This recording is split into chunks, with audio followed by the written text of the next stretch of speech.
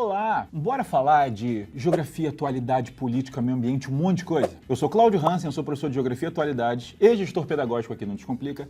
E hoje nós vamos fazer um vídeo de React muito legal. Eu vou explicar melhor para vocês. Roda a vinheta aí, bora lá. Gente, olha só, esse é um vídeo muito especial, porque a gente está em parceria com a Reload. É isso mesmo. A Reload, gente, é uma iniciativa de jornalistas que se juntaram para democratizar a informação. Então, eles fazem um trabalho super legal com informações super diretas para tentar literalmente informar as pessoas da maneira mais simples sobre atualidades tanto do Brasil quanto do mundo. E no nosso vídeo de hoje, o que eu vou fazer aqui, tá, gente? Eu vou assistir vídeos inéditos para mim e eu vou reagir, fazer o famoso React. Mas a ideia qual é? É eu pegar esses vídeos, desses conteúdos que eles produzem e trazer para a realidade mais pedagógica, mais focada no vestibular. Então eu vou pegar esses grandes assuntos e mostrar como é que a gente pode observar esse conteúdo e transformá-lo em um conteúdo direto e que realmente cai no Enem, que você vai se deparar com ele de algum jeito. Tudo bem? Só para deixar claro, eu vou deixar o link desses vídeos que eu vou reagir, obviamente, aqui na descrição para que você possa ver, possa curtir, possa aprender e se inscrever no canal, conhecer a Reload. Eu tenho certeza que você vai adorar o trabalho deles. Tudo bem? Vamos lá. Vamos ver o primeiro vídeo. Deixa eu ver do que é. Tô empolgado. Vamos lá. Vou falar de Chernobyl, um desastre radioativo que atingiu uma cidade inteira e fez com que as pessoas abandonassem suas casas às pressas. E se eu te dissesse que essa realidade não está muito longe assim da nossa? É o caso da cidade de Barcarena, conhecida como a Chernobyl brasileira. Nossa, muito legal, porque Chernobyl é muito famoso, né, gente? Então, assim, a questão do acidente nuclear na Ucrânia, lá em 86, cidades radioativas, toda essa discussão nuclear, ela é muito forte. E quando ela fala do caso de Barcarena, é muito legal, porque muita gente não conhece. Então, primeira coisa, um caso super interessante, não só para você conhecer, como para você ter de repertório, tá? Vai que você quer citar isso, vai que cai aí, ó, aquele teminha de redação, problemas ambientais, e aí você, para não ficar usando o exemplo de todo mundo, você tem um exemplo super legal, super nosso. Bom, hein? Tô ansioso, vamos ver.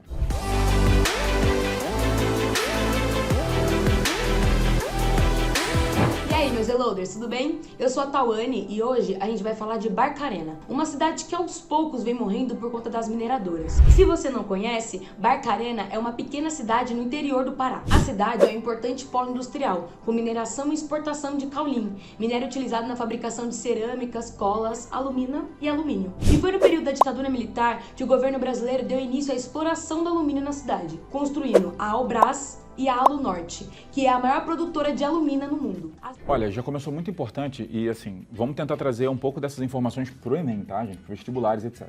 Ela tá falando aqui dos minérios, tá falando especificamente do alumínio, mas vamos lembrar de uma coisa, tá? Minerais metálicos são minerais fundamentais para o funcionamento da indústria mundial e eles não são encontrados em qualquer lugar. A gente precisa de uma estrutura geológica muito particular, que são as estruturas cratônicas, os maciços antigos, os escudos cristalinos. E não é todo lugar que tem isso, o Brasil é um país que tem. Então, quando a gente pensa em Brasil, Pará e Minas Gerais acabam sendo os dois grandes estados para a gente falar dessa mineração metálica. Não são os únicos, mas são, sem dúvida nenhuma, os principais. E quando a gente fala disso e dessa raridade, é muito comum o Enem tanto cobrar de você essa noção geológica de uma estrutura muito particular. Isso já caiu algumas vezes e que o Brasil tem, tá? 36% do Brasil é feito de maciço antigo. Não quer dizer que todos esses 36% são ricos em minerais metálicos, mas é nessa estrutura que a gente acha. E outra coisa, esse período de industrialização brasileira, os grandes projetos amazônicos, tudo isso é conteúdo super relevante para o Enem, tá? Então vamos ficar de olho, porque, inclusive usando termos de prova, a Amazônia era vista como uma fonte de divisas. A ideia era trazer dinheiro na Amazônia, não era cuidar da Amazônia. E isso também é muito questionado no Enem. Então, o que ela começou falando aqui muito bem, inclusive, é exatamente esse pensamento de como é que eu faço dinheiro na Amazônia e não como eu cuido da Amazônia.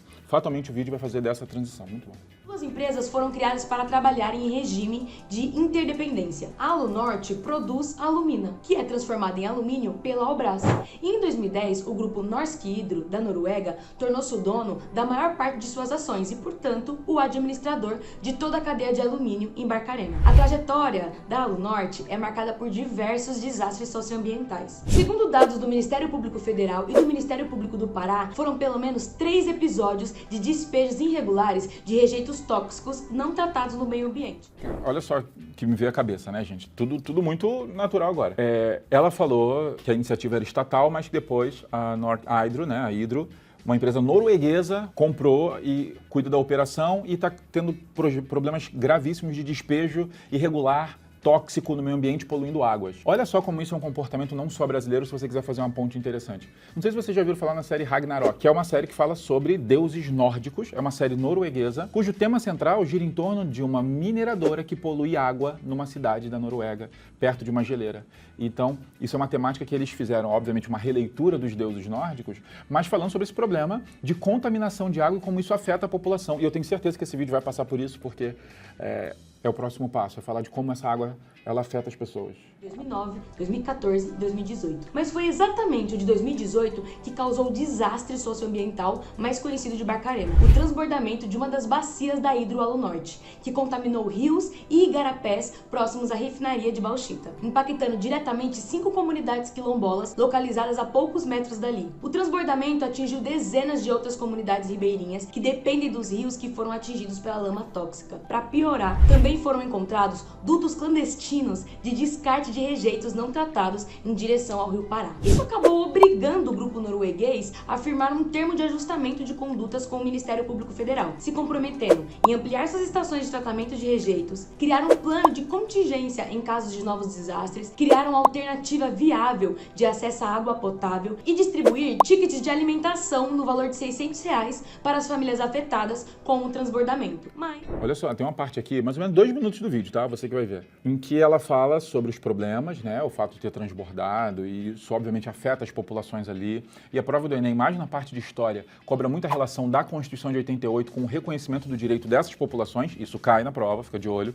Constituição de 88 atual. Mas agora, nos 2 minutos, ela falou assim, o governo ele foi lá e obrigou a empresa a cuidar do rejeito, fazer um auxílio para a população local, fazer o tratamento da água. Gente, ela acabou de falar aqui coisas super importantes como propostas de intervenção para um tema de redação ambiental, tá? Fiquem de olho, muito bom isso. Noticiário por causa de outra gigante da mineração. A transnacional francesa Imerys Camping Column, a maior fabricante de caule do mundo, viu um de seus galpões pegar fogo no dia 6 de dezembro de 2021. Nas horas seguintes, uma fumaça tóxica carregada de enxofre varreu a cidade. Dezenas de pessoas tiveram que ser atendidas nos serviços de saúde, apresentando sintomas como náuseas, vômito, coceira, dor de cabeça ou falta de ar. Outro dado preocupante está relacionado ao descarte da cinza dos fornos e das caldeiras da Hidroalunorte, que vem espalhando uma nuvem de poluição tóxica sobre Barcarena e que está chegando até a capital Belém, a 40 quilômetros do município. O mercúrio é um dos 10 elementos classificados pela OMS como extremamente... Agora uma parte que eu achei bastante importante, isso é uma discussão grande, tá, gente? Aconteceu um acidente, e aí nuvem tóxica,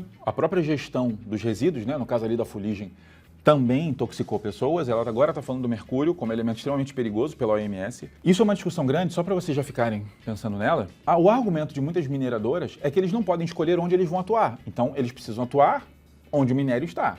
Óbvio que essa discussão faz algum sentido. Eu só posso extrair esse minério onde ele está. Eu não posso escolher. É diferente de uma pecuária ou uma agricultura que eu posso deslocar minha produção. A mineração fala, eu não tenho essa opção. E é óbvio que uma atividade mineradora, ela atrai investimento numa região e, naturalmente, faz crescer a população local. Só que essa população local ela está mais suscetível a qualquer acidente e qualquer resíduo dessas atividades. Aí, Hansi, o que a gente faz? O que a gente faz é uma gestão correta, uma fiscalização correta. Não dá para a gente fingir que não é risco você estar perto de uma atividade dessa.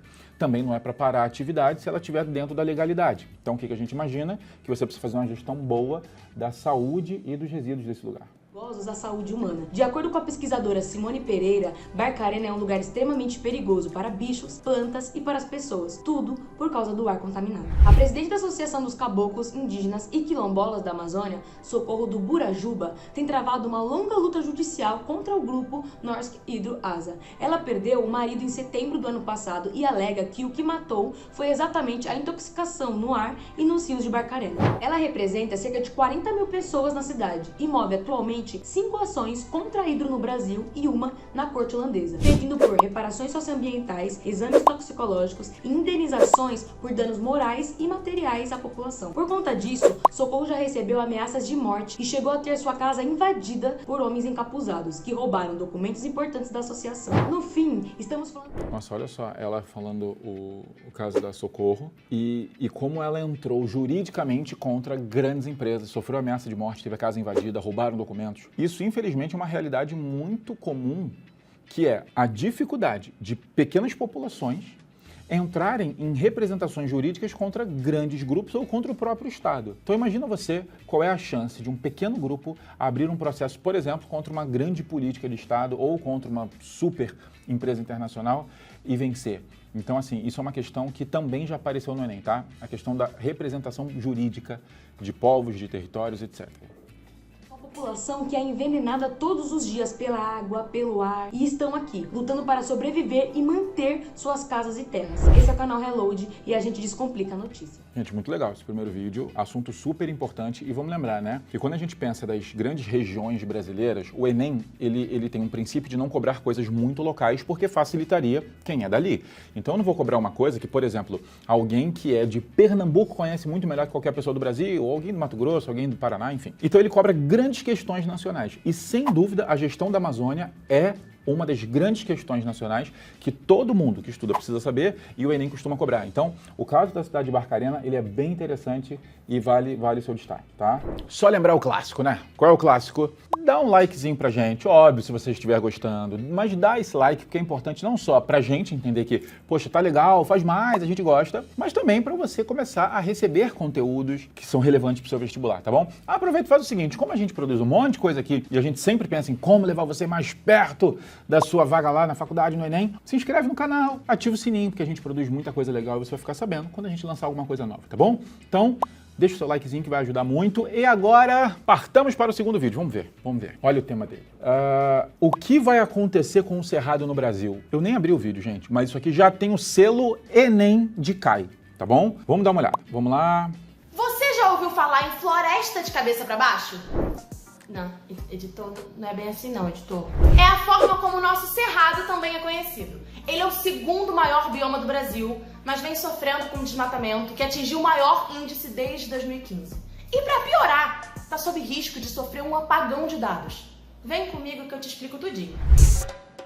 Nossa, ela já começou falando uma coisa muito legal. Falando do Cerrado brasileiro, e ela falou, realmente, o segundo maior bioma do Brasil. É o nosso exemplo de savana, é muito importante. Ela já até citou, é o bioma que mais vem sofrendo com as dinâmicas da economia brasileira e com a dependência do setor primário. Então, assim, a expansão da agropecuária, obviamente, aparece muito no Enem, muito. E aí, só para você ter ideia, os dois assuntos, estatisticamente, que mais apareceram no Enem, nos últimos exames todos, a gente está falando de agricultura e impacto ambiental. E quando a gente pensa em Cerrado, a gente junta os dois. Então, assim, muito importante esse recorte. E ela falou da questão do Cerrado ser essa maior floresta subterrânea do mundo, que ele é. E isso tem uma relação muito importante também com a dinâmica das queimadas naturais que acontecem no Cerrado e que a gente não pode confundir com os desastres de queimadas que aconteceram nos últimos anos. Então vamos tomar cuidado porque isso é um ponto muito importante e tem super a ver com o que ela já falou.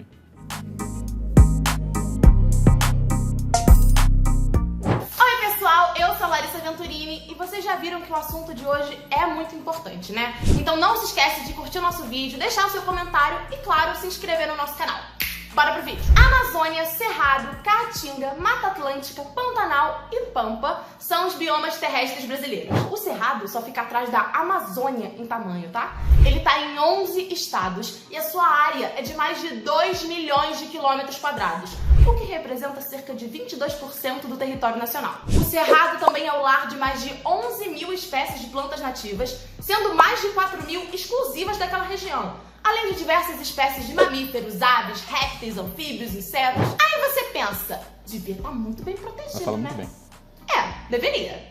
Mas eu vou te contar que o que está rolando tem deixado muitos especialistas preocupados. Por falta de verba, o Instituto Nacional de Pesquisas Espaciais, o INPE, está correndo o risco de acabar com o monitoramento por satélite do desmatamento no Cerrado a partir de abril desse ano. E detalhe, dias antes foi anunciado que o Cerrado havia sofrido um desmatamento de mais de 8,5%. Gente, ela trouxe um dado muito importante e acaba sendo um dos grandes assuntos de atualidade do Brasil, não só sobre Cerrado, tá? É a questão do apagão de dados. Então a gente não está falando só dos dados do INPE, que são realmente muito sérios, mas a gente pode fazer aí uma ponte com os dados durante a pandemia, a gente pode fazer o dado com a não ocorrência do censo. Gente, os dados, eles são fundamentais não só para a gente estudar, entender, mas para a administração pública. Então, De novo, vai que isso aqui aparece numa redação e a gente está falando sobre a importância do dado na gestão do país. Se você não sabe quantas pessoas são, onde as pessoas estão, o que elas precisam, você não tem uma precisão no que deve ser feito. Um grande exemplo que a gente pode falar foram todos os escândalos que descobriram com o auxílio emergencial. Foi necessário fazer um auxílio emergencial na pandemia, mas a gente não tinha dados atualizados para entender exatamente quem, onde e quantas pessoas precisavam exatamente daquilo. Então é muito importante falar disso. E aqui, obviamente, um recorte ambiental, que esse apagão de dados vem justamente quando nós temos recordes de desmatamento, de queimadas, de perda de áreas nativas. Então, assim, é gravíssimo, até porque, até para resolver, a gente não sabe exatamente o que fazer. 1.000 km² entre agosto de 2020 e julho de 2021. Um aumento de 7,9%. Desde 2015 que o bioma não era alvo de uma taxa de desmatamento tão alta. Para você ter uma noção do tamanho da área desmatada, isso é equivalente a 7 vezes a cidade do Rio de Janeiro. Esses últimos dados, aliás... 7 vezes o Rio de Janeiro em desmatamento. O INPE enviou a nota técnica ao Ministério da Ciência e Tecnologia no dia 6 de dezembro. Mas os números, no entanto, só foram publicados no apagar das luzes de 2021, no dia 31 de dezembro, sem que houvesse qualquer divulgação sobre o assunto. Só divulgaram o dado 31 de dezembro. Quem estava trabalhando essa hora, hein? E a exploração para a produção de carvão são algumas das principais causas do desmatamento. Mas, além da expansão desenfreada do agronegócio, a grilagem também vem ameaçando a biodiversidade local e as comunidades tradicionais. Grilagem é a falsificação de documentos para, ilegalmente, tomar posse de terras. Ou seja, os grileiros são ladrões de terras públicas. Mas voltando aqui, se o desmatamento... Ela falou agora de grilagem. Vamos lembrar que o Enem, ele cobra alguns atores dos conflitos rurais no campo brasileiro. O grileiro, sem dúvida nenhuma, é um deles, e obviamente sua relação com os poceiros. A gente pode falar também da relação do poceiro que se torna um meeiro, quando ele começa a se associar às dinâmicas que o grileiro impõe a ele, tá? E o grileiro é esse falsificador de documento, metido em vários esquemas muito grandes, tá, gente? Muito grandes, porque não é fácil. Não é qualquer um que faz um documento e diz que a terra é dele. Tem todo um esquema por trás muito perigoso, e isso afeta populações locais. Já foi o caso da questão do Enem que cobrou sobre a violência que as mulheres quebradeiras de Coco-Babaçu sofrem. Muita gente errou essa questão. Muita gente errou essa questão. Fora as próprias questões de grileiros e poceiros e violência e expansão da Amazônia. Fora que, não esqueçamos que temos outros atores, como os gatos, que se envolvem na escravidão por dívida. A gente pode falar da expansão de minério, de garimpos ilegais. A gente pode falar da questão de narcotráfico, madeireiras, enfim. Tem muita coisa que aparece no Enem como atores dos conflitos no campo na Amazônia e vale a pena a gente ficar de olho. Ela falou do grileiro, sem dúvida, um dos mais relevantes. Já é alto e bate recordes com o monitoramento. Imagina 100! Vocês estão entendendo a preocupação agora? E você pode estar se perguntando, e qual seria a verba para manter esse monitoramento? Gente, o projeto tem baixo custo se comparado ao valor que os dados gerados têm para o mercado. Para manter os trabalhos, são necessários 2,5 milhões de reais ao ano. Ela está falando assim, o projeto ele é barato, custa 2,5 milhões de reais ao ano. Pode até chocar você, falando, se 2,5 milhões... Gente, vamos lá. 2,5 milhões para você cuidar de 22% do território brasileiro. E, principalmente, esses 2,5 milhões de reais gastos para dados faz você tomar medidas certas e não queimar dinheiro em coisas erradas. Então, no fundo, quando você olha, você gasta 2,5 milhões para ter os dados, mas você poupa muitos milhões com políticas erradas e que, sendo muito sincero, gente, nessas políticas erradas e sem dados que muita gente, se é que você me entende, tá? Você cria um problema, cria uma verba e, no fundo, você não tinha o dado real sobre onde você deveria atuar. Isso já aconteceu, infelizmente, no Brasil.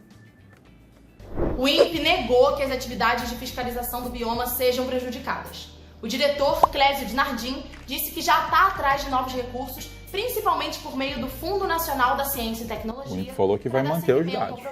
Oremos. Vamos ficar atentos. E para ficar ainda mais clara a importância do cerrado, eu vou te falar algumas outras curiosidades. Lembra da floresta de cabeça para baixo? Isso é porque as raízes no cerrado ótima imagem sobre a floresta de cabeça para baixo. Que é a estrutura externa das árvores, por isso o termo. Outra característica marcante é que a vegetação não possui uma aparência única em toda a sua extensão. Pelo contrário, ela é bem diversificada. Nossa, ela mostrou um desenho muito legal ali, um esquema muito simples que mostra as árvores e depois mostra as raízes, inclusive se encontrando, e depois ela falou, e tem várias espécies e tal. E o Enem já cobrou isso também numa questão que foi muito errada, as pessoas tinham muita dúvida sobre veredas. Eu sei que a literatura trata as veredas e nos leva a pensar em sertão, e o sertão nos leva a pensar em caatinga, mas as veredas, elas representam uma vegetação típica do cerrado, tá bom? Tem aquela função ali de reservatório de água, são chamadas ali de caixas d'água, e o Enem cobrou exatamente essa função de retenção de água, tá bom? Muita gente perdeu essa, você não vai perder, hein?